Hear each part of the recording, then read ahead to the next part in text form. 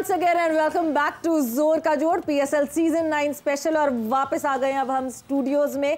कल का मुकाबला जिसके हवाले से थोड़ी बहुत डिस्कशन हुई थी, आज थोड़ी सी और होगी, जहां लाहौर कलंदर्स को इवेंचुअली जीत मिली। वो जो बारिश की रहमत का एक पॉइंट मिला, उसके बाद लाहौर कलंदर्स ने पार्टी स्पॉइल की इस्लामाबाद यूनाइटेड की। एंड कल का दिन लीग के हिसाब से बहुत अच्छा हुआ है बिकॉज पॉइंट्स टेबल पे उथल पुथल हो गई है। एक तरफ जहां जीत हासिल की कराची किंग्स ने, वहां दूसरी तरफ लाहौर कलंदर्स की जीत के बाद जो है वो ज़रा टेबल पे ऊपर नीचे चीज़ें आ गई हैं। आज इस्लामाबाद यूनाइटेड किस तरह खेलता है, कैसे वो मुकाबला करता है, क्योंकि जब कराची किंग्स और इस्लामाबाद यूनाइटेड एक दूसरे के आमने सामने होंगे, एक अब जीत कर आ रहा है तो दूसरे ने शिकस्त का सामना किया हुआ है। उस मैच के हवाले से बात करेंगे। मैं हूं सवेरा पाशा और मेरे साथ मौजूद है हाफिज़ मोहम्मद इमरान। और जब आप दोपहर में यहाँ पर नहीं थे, प्रोग्राम शुरू करने में मैंने इधर देखा तो मुझे फ़ोन आने शुरू हो गए कि ये दाएं बाएं की पता नहीं क्या कर रहे हैं, इनको पता नहीं लग रहा, शो शुरू हो गया। मैंने कहा असल में मुझे आदत है कि हम यहाँ पे देखते हैं, आप नज़र आती हैं, इधर देखते हैं, मुशीबे नज़र आते हैं, लोग कम थे तो परेशान हो गए कि पता नहीं समझ नहीं लग रही।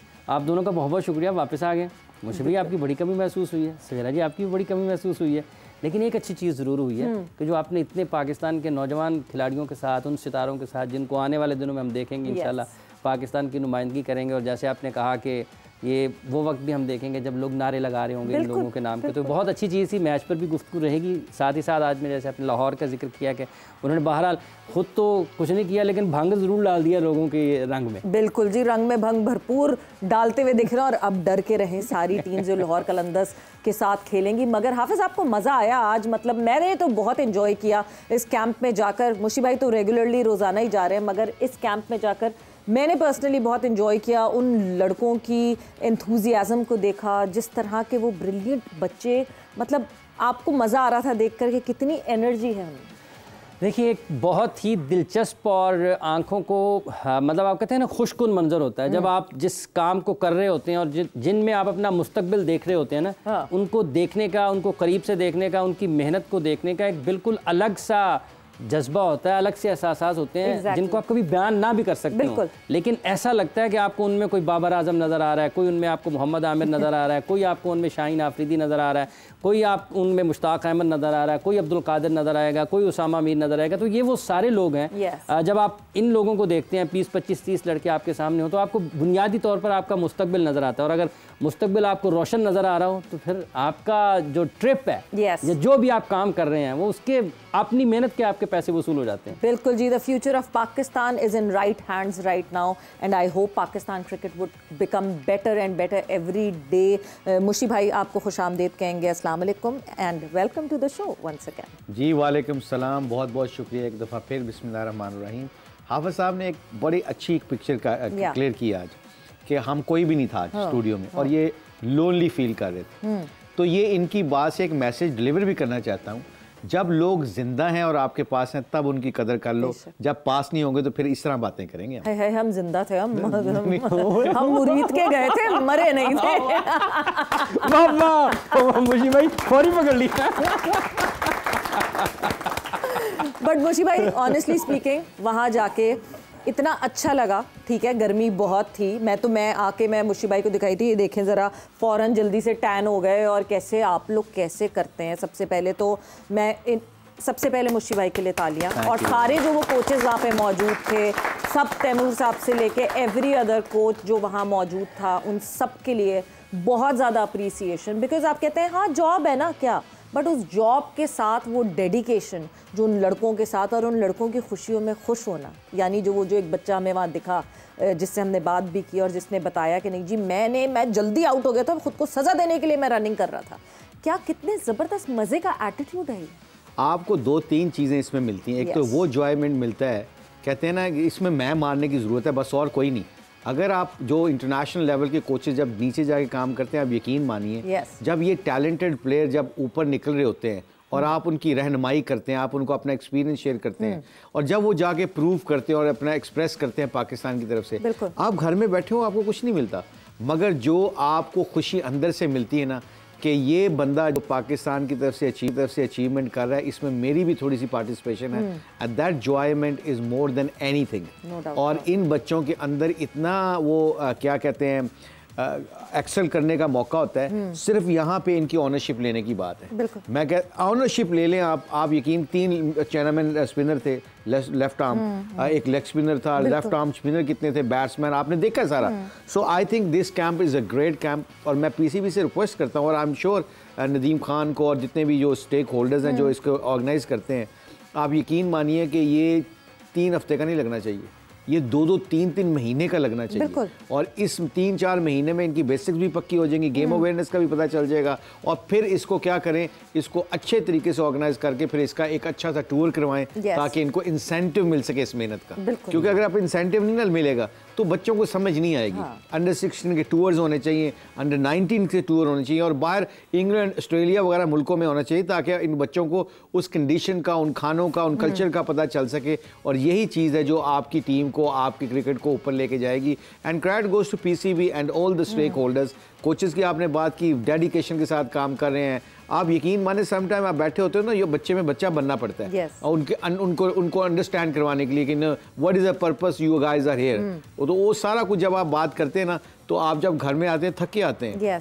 आपके अपने भी बच्चे होते हैं, आपको वो एनर्जी लेवल नहीं दे सकते जो उन बच्चों को दे के आते हैं, पर फिर जस्टिफाई आप करते हैं कि अगर आज हम दूसरों के बच्चों की ऑनरशिप लेंगे, उनका ख्याल रखेंगे, तो इंशाल्लाह उसका फ़ायदा आपके बच्चों को भी होगा। बिल्कुल। ये जो आपने बच्चों की बात की ना, कैंप लगा हुआ, उसी पर आगे मुझे ना 2014-15 में शायद एक मरतबा रिजवान का इंटरव्यू किया था, तो उसने भी उस वक्त बहुत अच्छे अल्फाज अदा किए, अपने ख्यालात का इजहार किया आपके बारे में। क्योंकि पाकिस्तान में अमूमी तौर पर खिलाड़ियों का वो रिवायत नहीं थी कि अगर वो पानी पी रहे हैं तो बोतल वहीं पर डाल दें, कोई आएगा उठा के ले जाएगा सफाई करने वाला।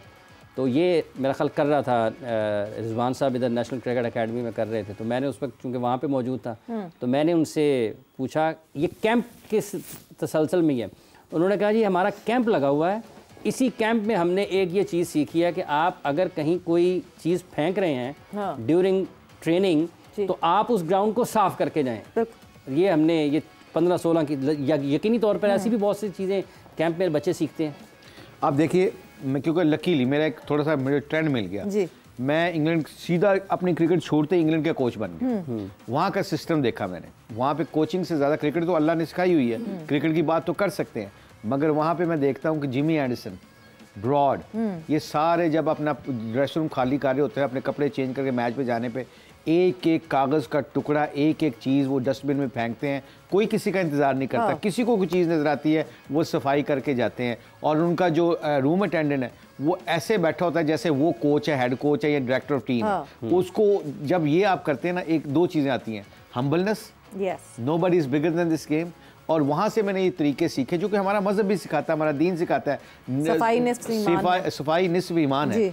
तो न्यूजीलैंड की स्टोरी मैंने सुन ली कि रग्बी की टीम उनकी तब तक ड्रेसिंग रूम छोड़ नहीं सकती जब तक कि वो एक खास का टुकड़ा भी अपने ड्रेसिंग रूम से साफ करके नहीं जाता। आज न्यूजीलैंड की टीम नंबर 1 है। पाकिस्तान टीम को इस पे एक दो औरतों ने एक सर्टिफिकेट दिया था जिस पे लिख के दिया था। हमारे इधर नेपियर में बहुत टीमें आती है, नेपियर छोटा सा एक उनका आइलैंड है, सिटी है, वहाँ पे बहुत कम है, तो आप लोग वहाँ पे बड़ा मुश्किल है प्लेटें साफ करना, ये वो।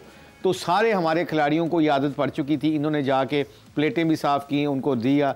जब वहाँ से 4-5 दिन के बाद गए, वो दोनों माइयाँ थी, बहुत एजड थी, और वो सारा कुछ सर्व करती थी। दोनों खड़ी होकर कहती हैं, we served lots of nations. Yes. We served lots of nations. But Pakistan became number 1 nation for us because every single guy came to in our dining room and they clean the plates and they clean the tables, and that's the certificate we are providing them. Wow. They won our hearts, not the matches. Brilliant. क्या बात है. That is what we say. That our players are our ambassadors. उस दिन जब उमर भी आए थे तो यही बात हो रही थी कि क्यों ऑफ द फील्ड जो चीज़ें होती हैं वो क्यों मैटर करें। भाई प्लेयर कहेगा मेरी पर्सनल लाइफ है, पर पर्सनल नहीं रहती। वंस जब आप पाकिस्तान के को रिप्रेजेंट करने लगते हैं, यूर एन एम्बेसडर, और जब आप ऑफ द फील्ड भी कर रहे होते हैं, दैट मैटर्स। बट एक चीज़ जो आपने अभी इस कैंप की कही कि कैंप लंबा होना चाहिए थोड़ा सा, बिकॉज ये जितना शॉर्टर कैंप हो रहा है, इवेंचुअली ये लड़के वापस घर जाएंगे। ये बड़े हम्बल बैकग्राउंड से आते हैं।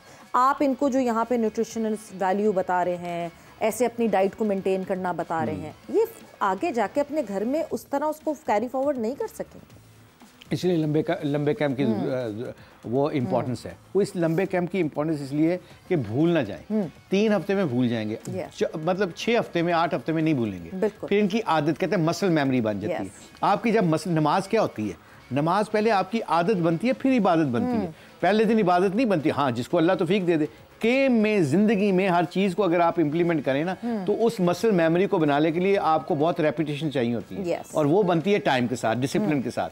सो I think I understand that, क्योंकि जब हेड कोच था मैं एनसीए का, तो हम कैंप लगाते थे। मैं अल्लाह का शुक्र है लगा, उनके पीसीसी पे कह के रिक्वेस्ट करके 8-8, 10-10 हफ्ते का कैंप लगवाता था, जिसमें पता है लड़के every day they doing same thing, they get bored sometime उनके दिल नहीं करता था, मगर वो ऐसी मसल मेमोरी कई लड़कों की पक्की हुई है। अब उनकी रूटीन है कि वो उनके लिए एक सेकंड नेचर बन चुकी है कि मैंने क्या करना है, कैसे करना है। ये आसान हो जाता है जब आपके पास बहुत ज़्यादा इन्वायरमेंट में ऐसा टाइम मिल जाए। So I think those kids are very talented and I am sure अल्लाह के फजल करम से आप देखिएगा कि पीसीबी विल इंशाल्लाह do lots of programmes like this. Yes इंशाल्लाह, एंड आई होप ऐसी प्रोग्राम्स होते रहें। आज की अब ताज़ा तरीन ख़बर जो हमें एज ब्रेकिंग न्यूज़ मिली, जिस वक्त हम मुरीद के में मौजूद थे, उस वक्त वो ख़बर आई हाफिज़ और उस्मान तारिक, उनसे हमने बात भी की थी, वो हमारे शो का हिस्सा भी बने थे। And eventually his action is called out और उनके एक्शन को जो है वो कहा गया है कि रिपोर्ट किया गया है कि this is not a legal action और उनका बेंड जो है वो 15 डिग्री से ज़्यादा का बेंड हो रहा है। वापस मैं उसी पे आऊँगी मुशी भाई, एक सही एज पे, क्योंकि उस्मान ने हमें ये बताया था कि मुझसे तब्दील करने को कहा गया था एक्शन जब मैं अपनी अर्ली स्टेज पे था, बट मैं इफेक्टिव नहीं हो रहा था, इसलिए I came back to that action. हम तो समझ रहे थे उस रन अप पॉज की बात कर रहे हैं वो, बट वो रन अप पॉज से ज़्यादा उनकी चकिंग थी जिसको तब्दील करने की कोशिश की गई थी। बिकॉज जब हमें ये खबर मिली आज मुरीद के में, तो उनके कोच जो पुराने थे उनसे भी हमारी सरसरी सी गुफ्तगू हुई और उन्होंने कहा कि इनको तब्दील किया गया था बट ये कंफर्टेबल नहीं थे and he came back to that chucking. ये इस छोटी सी एज में करवाना बहुत ज़रूरी होता है, क्योंकि वंस जैसे अब वो he is big enough, he is 29, तो वो तो उस वक्त तो अब बहुत मुश्किल है कि कोई तब्दीली। इसमें 2-3 चीज़ों का हमें बहुत केयरफुली बात करनी पड़ेगी। 2-3 चीज़ें हैं क्या। जब उनके एक्शन पे काम किया जा रहा था, क्या वो चेकिंग के लिए था कि उनको रुकने पे था क्रीज के ऊपर। अब अगर आप हम ये कह रहे हैं तो क्या प्रोसेस के ऊपर उनको बैन किया गया, क्या कोई मशीन से गुजारा गया, लैब से गुजारा गया? नेकेड आई से अगर आपने बैन किया तो it's a very dangerous thing. Naked eye से नहीं पता चलता कि आपका डिग्री कितना है। आई थिंक जो एक्शन उसको देखा गया, अश्विन भी करता रहा है, बाकी कई स्पिनर ऐसे करते रहे हैं, क्रिस गेल बहुत दफा करता है, रुक जाता है। शोएब मलिक को आप देखें, उसका पैर पूरा बाहर लाइन के बाहर जाता है, फ्रंट पे फिर वापस आता है। तो अब ये 3-4 चीजें हैं उसको देखने के लिए। अगर उसके एल्बो की वजह से चेकिंग है कि 15 डिग्री से ज्यादा है, तो आई थिंक फिर तो किसी टेस्ट में डाल के आप फिगर आउट कर सकते हैं। नेकेड आई से अगर बैन किया गया है और अगर वो ना निकला, जैसे मोहम्मद आसिफ हमारी सबसे बड़ी एग्जांपल है कि उसने जिम्बाब्वे में जाते ही 6 के लिए बिलाल आसिफ आसिफ नहीं कहा मैंने, मोहम्मद आसिफ था हमारे पास। हाँ, बिलाल आसिफ क्योंकि मैं वहां पे था एज ए कोच, उन्होंने 6 आउट किए डेब्यू में, सेकंड मैच में। उसके बाद उनको कहा कि जी वनरेबल एक्शन है, इसका कोई डॉजी एक्शन है, और डॉजी एक्शन के होने नाते जब उनको उनका टेस्ट लिया गया, he was clear because he was more like wristy rather than elbow का कम। अब ये चीज जो है, अगर उस्मान तारिक को अगर इस तरह बैन किया गया नेकेड आई से, the people who done it big decision I believe, क्योंकि लैब आपकी एक है, वो काम करती है। बाकी आपकी बात, इसको देखा जाए, इसको परखा जाए, इसकी फाइंड आउट भी करें हमारे लिए कि क्या ये नेकेड आई से इसको बैन किया गया, अंपायरों ने देख के बैन किया है कि कोई प्रोसेस के थ्रू निकाल के बैन किया गया। ठीक है, ये 2 चीजें बड़ी क्लियर हैं। और तीसरी चीज, जिस कोच ने किया उसको शाबाश देनी चाहिए कि शुरू में अगर उसको पता चल गया था कि इसका कोई चेकिंग का मसला है और उसने एक्नॉलेज करने की कोशिश की है, तो I think he should get praise, because early age में उन्होंने इनको तारिक उस्मान को कहा था कि आप ये चेंज कर लो, आपके लिए बेहतर नहीं है। तो इसका मतलब है कि he done his part and obviously up to the players होता है कि वो क्या करना चाहते हैं। बिल्कुल जी, हम over the period of time show में जो है हम कादिर ख्वाजा को कनेक्ट करने की कोशिश करेंगे कि कादिर हमें उसकी कंप्लीट अपडेट दे सके कि वेदर किसी प्रोसेस से गुजारा गया या ये नेकेड आई से, बिकॉज हम भी कुछ फुटेजेस दिखाएंगे उस्मान तारिक की और बात करेंगे उस हवाले से। बट बिफोर दैट आपने एक नाम लिया एंड एक चीज़ it just popped out from on my mind.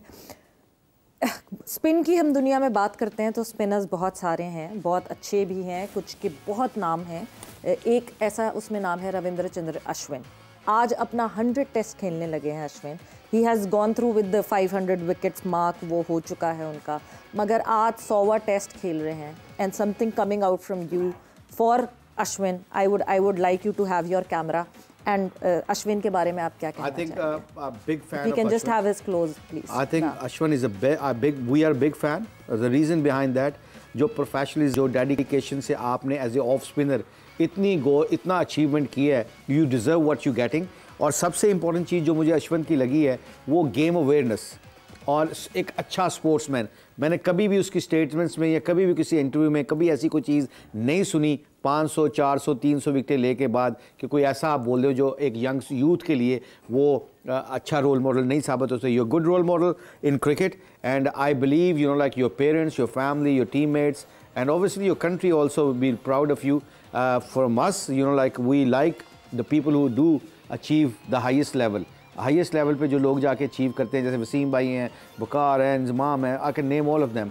जब वो करते हैं तो हम जब उनकी बात करते हैं तो we feel proud to have our opinion about those guys and you are one of them now. आपको best of luck, keep going as much as you can. अपनी फिटनेस पे ख्याल रखना। तो बिरयानी ते रोटी नहीं खानी अश्विन, बाकी सब कुछ ठीक है। बिरयानी ते रोटी वो जिस पार्ट ऑफ द इंडिया से जिस पार्ट से है वहाँ बिरयानी रोटी कम खाई जाती है। डोसा खा सकते हैं, डोसा खा सकते हैं, डोसा नहीं खा। मगर ये अश्विन जैसे हम अपने प्रोग्राम के तवज्जुह से बता रहे हैं, ये great achievement, game awareness, longevity of career भी। 100 टेस्ट कोई ये अश्विन से पूछना चाहिए कि इतनी परफॉर्मेंस, क्योंकि वो वनडे में भी 2020 में भी खेलने के काबिलियत रखते हैं, बल्कि IPL में करते हैं। उस सबसे इंपॉर्टेंट पता क्या है, we should ask, anyone should ask him कि रेड बॉल क्रिकेट से उनको क्या फायदा हुआ, जो हम we talking about for last 2-3 months. तो ब्रेक का टाइम हो गया। बिल्कुल जी, ब्रेक का वक्त यहाँ पे हो गया। And 100 test for Ashwin and congratulations and a very good message from Mushtaq Ahmed here. वक्त ब्रेक का हुआ, ब्रेक से वापस आएंगे तो आज के मैच के हवाले से बात करेंगे।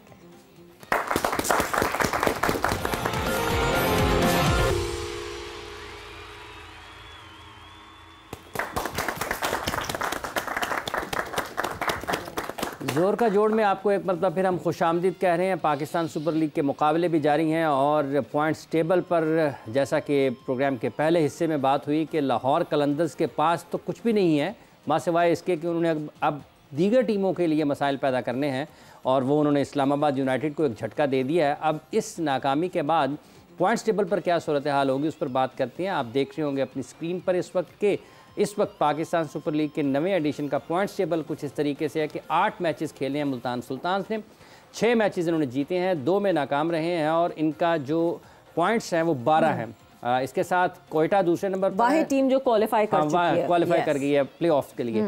दूसरी टीम कोयटा ग्लेडियर दूसरे नंबर पर, 7 मैचेस खेले, 4 जीते, 2 हारे, 1 का रिजल्ट नहीं आया और ये 9 पॉइंट्स के साथ दूसरे नंबर पर हैं। पेशावर ज़ल्मी तीसरे नंबर पर है, 8 मैचेस खेले, 4 जीते, 3 हारे, 1 का रिजल्ट नहीं आया और 9 पॉइंट्स के साथ तीसरे नंबर पर। इस्लामाबाद यूनाइटेड भी 8 मैच खेल चुका है लेकिन ये सिर्फ 3 मैचेस जीते हैं, 4 में नाकामी का सामना करना पड़ा और ये 7 पॉइंट्स के साथ चौथे नंबर पर हैं।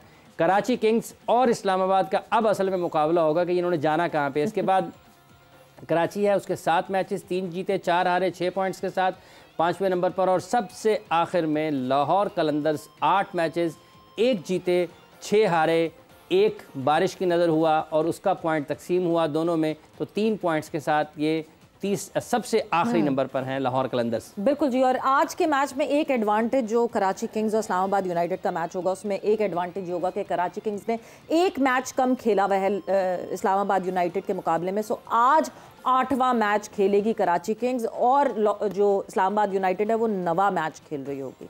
नेट रन रेट पे इवेंचुअली बात आ जाएगी बिकॉज अगर मैं ये देखूं तो Islamabad united has a positive net run rate in comparison to their counterparts. अगर आज इस्लामाबाद यूनाइटेड जीतती है तो रहेंगे वो अपनी ही जगह पे 7 और 9 पॉइंट नहीं जी ऊपर हो जाएंगे और दूसरे नंबर पे आ जाएंगे according to the net run rate, क्योंकि जो है नेट रन रेट पॉजिटिव में है। पेशावर का नेट रन रेट भी नेगेटिव है और कोयटा ग्लैडिएटर्स का नेट रन रेट भी नेगेटिव है, विच मीन्स आज जीतना इस्लामाबाद यूनाइटेड को बहुत ज़रूरी है कि वो सेफ एंड साउंड खुद को फील करें। बहुत प्रेशर है इस्लामाबाद यूनाइटेड के ऊपर क्योंकि 8 मैच हो गए उनके। बिल्कुल। कराची को एक एडवांटेज, जैसे as you said 7 match, 1 match उनका एक्स्ट्रा पड़ा है। अब ये जो प्रेशर होता है ना, इस प्रेशर के दरमियान में सबसे प्रोफेशनल टीम क्या करती है, they don't focus now about run rate, they will focus win the game, get the 2 point and follow, मतलब आगे निकलो। यहाँ पे जो आज इस्लामाबाद जो कल भी क्रिकेट खेली है, बड़े ग्लिम्स, मैंने पहले भी, हम कल परसों भी बात कर रहे थे कि अच्छी क्रिकेट खेलते खेलते ना बहुत ज़्यादा बुरी क्रिकेट खेलने लग जाती है। मतलब बुरी जो खेलते हैं ना वो बहुत बुरी खेलते हैं, जिस तरह कल फिर उनकी विकेटें ठक ठक ठक गिरने लग, तो कोई प्लान नज़र नहीं आया कि कई दफ़ा आपको गेम की सिचुएशन को रीड करके खेलना पड़ता है। जैसे क्यों वो टॉप पे है मुल्तान सुल्तान, वो खेलते हैं सिचुएशन के लिहाज से, उनके बैट्समैनों को पता है, उनके बॉलर्स को पता है। तो आई थिंक जो जिस टीमों का मोमेंटम तगड़ा होता है ना, उनको सबसे बड़ा खूबी ये होती है कि वो छोटे छोटे मोमेंट्स को जाने नहीं देते, और जब उनके ऊपर थोड़ा सा बुरा मुश्किल टाइम आता है उसको निकलना सीख जाते हैं। अब ये बहुत ज़रूरी है इस्लामाबाद यूनाइटेड के लिए आज का मैच जीतना, एंड वाइस वर्सा कराची के लिए भी उतना ही ज़रूरी है।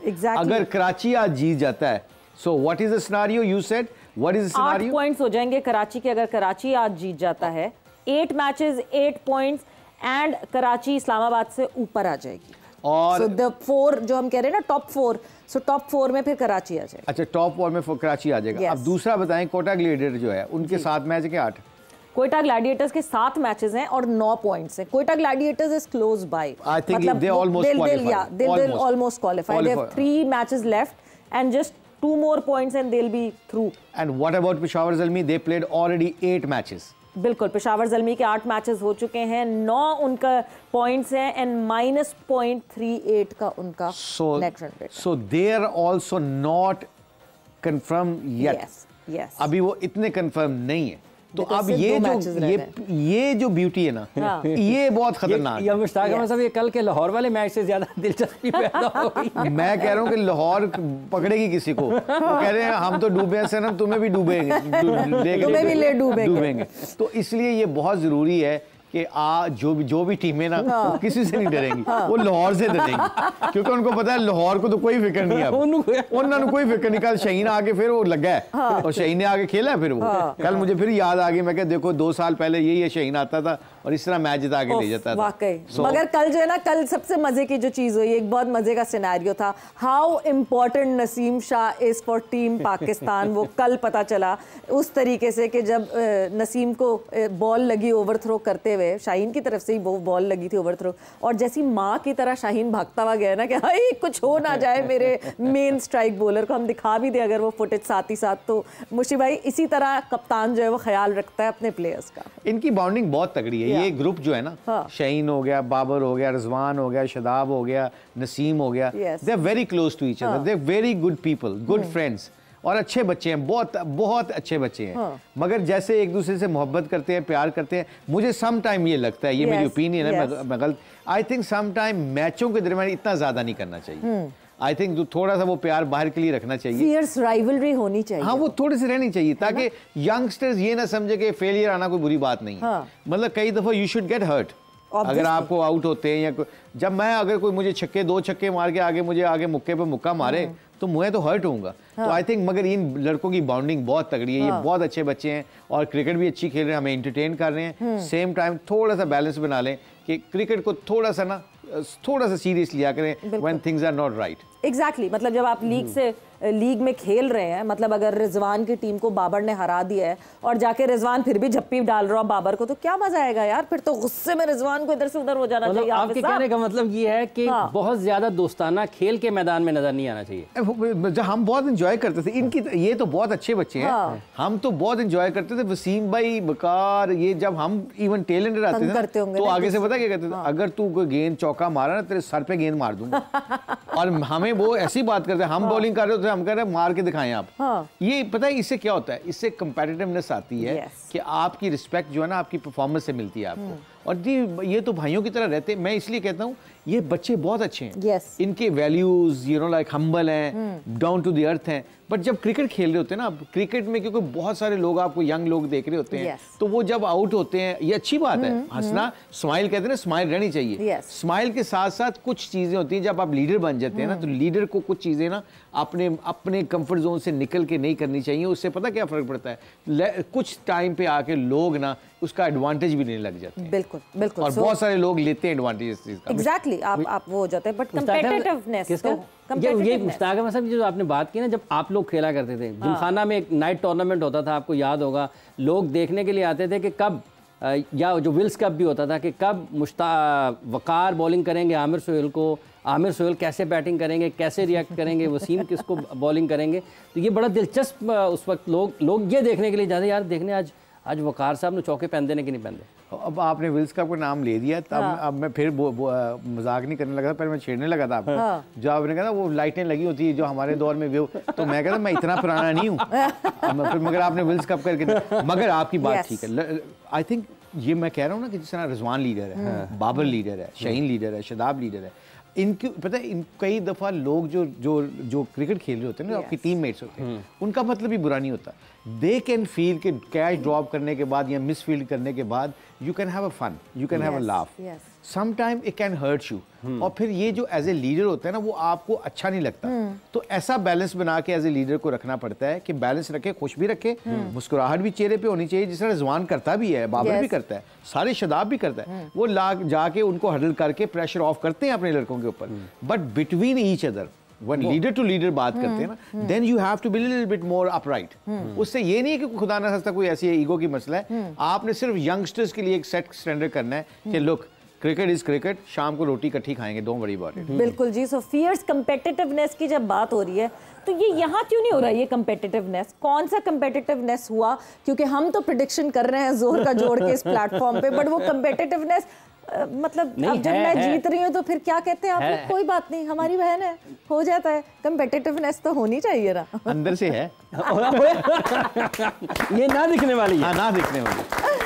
तो क्या इस वक्त हाल है एनालिस्ट जो पॉइंट्स टेबल है हमारा, जो एनालिस्ट पॉइंट्स बोर्ड है, उस पे क्या हालात है? मेरी तो कल दोनों प्रेडिक्शंस गलत हो गई थी, आपका क्या हालात थी हाफिज साहब? हमारे हालात अभी, इससे पहले कि हम उस पर बात करें, हम अपने नाजरीन के साथ उसको पेश करते हैं कि नाजरीन देखें, अपनी आंखों से बताएंगे हालात क्या हैं। हालात कुछ इस तरीके से जी मुझी भाई, कल 2 मैच थे कल, हाँ ना, पहले मैच में मैंने किसके बारे में कहा था लेकिन मुश्ताक साहब आप मोमिन आपसे ऊपर निकल गया ना, कैसे निकल गया पता नहीं। ये देखे, ये पीछे ये कुछ चलाकियां कर रहे हैं, ये जो बैठे ना ऊपर, इनसे जाके ना आज सीरियस मीटिंग करनी।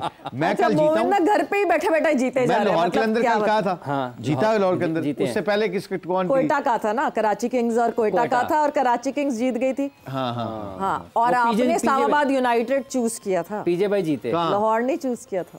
लाहौर कहा था मैंने? नहीं, हमारे पास ऑन रिकॉर्ड है। पूछे हु चूज इस्लामाबाद? हाँ, Who choose Islamabad? You. And what we said, Lahore. अब ये जो गड़बड़े हो रही है ना, ये मैंने लाहौर कहा था। सबूत निकाले, वीडियो सबूत हमारे पास है, और वो सबूत निकाला जाए, और वो, मगर जब तक हम अभी आज की जो है वो प्रेडिक्शंस उसको शामिल कर लेते हैं, बिकॉज इस्लामाबाद यूनाइटेड का आज मुकाबला होना है कराची किंग्स से, और सब फिर याद रखेंगे उन्होंने क्या प्रेडिक्शन की। सबसे पहले हम लाला की तरफ मूव ऑन करते हैं कि लाला ने क्या प्रेडिक्शन की है आज के इस मैच की। सो क्या कहना है लाला का? अस्सलाम वालेकुम लाला। अस्सलाम वालेकुम। फर्स्ट ऑफ ऑल मैं आप सब लोगों को बहुत मिस कर रहा हूँ, ऑनेस्टली बहुत ज़्यादा मिस कर रहा हूँ। और सवेरा आपको तो पता है कि किसकी बात कर रहा हूँ मैं, ख़ास तौर पे मुशी भाई की। मुशी भाई, I love you and I am missing you. दूसरी चीज़ है कि इंशाल्लाह जल्द से जल्द मैं आ रहा हूँ आप लोगों के पास, फाइनल साथ देखेंगे इंशाल्लाह। और मेरी जो टीम है वो है आज की इस्लामाबाद।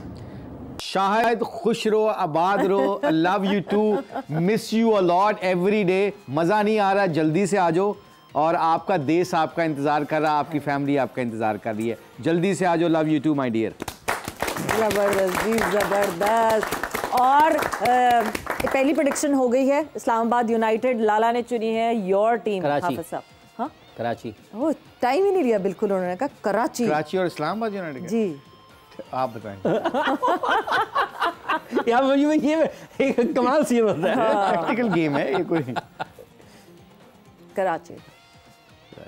Yes. आप दोनों Karachi? Yes. Islamabad United. So, Islamabad United जो है वो लाला की टीम भी है, मुशी भाई की टीम भी इस्लामाबाद यूनाइटेड है। आज हम दोनों ये जो होस्ट टेबल है, इन्होंने जो है वो कराची किंग्स चुनी है, तो देखना यही है। मगर कल आपने क्या कहा था वो हमारे पास है ऑन द रिकॉर्ड। चलें जी, सुनाए कल क्या प्रेडिक्शंस थी? इस्लामाबाद यूनाइटेड लाहौर कलंदर्स। मोमिन साकिब का भी यही मानना है कि लाहौर कलंदर्स जो है वो जीत हासिल करेगी। मोमिन भी अपने जज्बात के बहाव में बहते चले गए हैं। लारा का ये कहना है, शाहिद खान आफरीदी की प्रेडिक्शन ये है that Islamabad united would be winning this match today and I would go with Islamabad united as well. Islamabad united. ये किसकी आवाज? तो मेरी आवाज ही नहीं, ये तो डबिंग है, ये डबिंग की गई है, मैं नहीं मानता इसको, मैं कोर्ट में लेके जाऊंगा। मुशी भाई इसी के साथ वक्त यहाँ I sue them. Don't worry about it. इसी के साथ वक्त यहाँ पे खत्म हो गया। And 8 Islamabad United versus Karachi Kings. Let's see कौन जीतता है और किसकी प्रेडिक्शन सही होती है। आप लोगों का बहुत बहुत शुक्रिया, आपका बहुत बहुत शुक्रिया। एंड सवेरा और हाफिज को इजाजत दीजिए, अपना बहुत ख्याल रखिएगा। टेक केयर, बाय बाय, अल्लाह हाफिज।